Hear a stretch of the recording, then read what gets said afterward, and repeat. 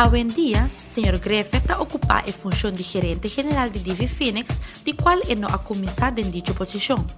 Sr. Griffith está un día poco nanco por visa de atraer exitosamente de tour 5 propiedades de Divi na Aruba.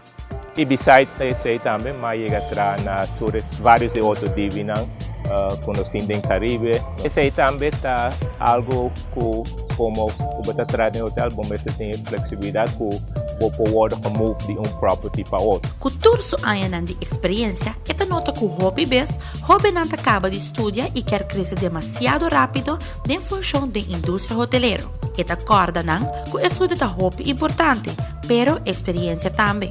Mas logra passar de departamento para outro, mais rico lo botar de conhecimento da indústria aqui. Você acorda assim, a hora que acaba estudar, você não tem experiência. Sei que não vai exigir puesto como manager de viagem, mas first of all, tem outro ende que está atrás do departamento que acaba, que tem experiência, e não está waco bem, e não está mostrar, ok, eu tenho parte de educação, mas vamos ter experiência.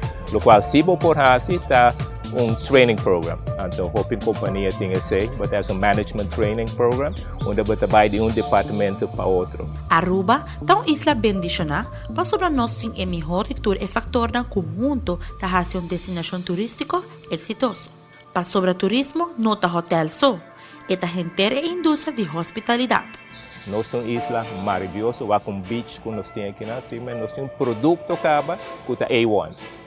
Se você põe a parte humana que nós temos como arubiano, e hospitality que nós temos de casa, você põe educação que é fantástico na Aruba, põe-se junto, ele vai um sucesso.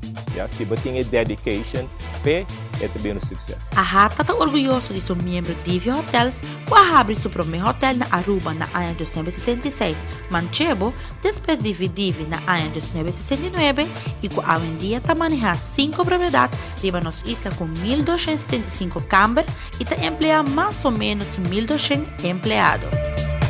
A mim, dá turismo.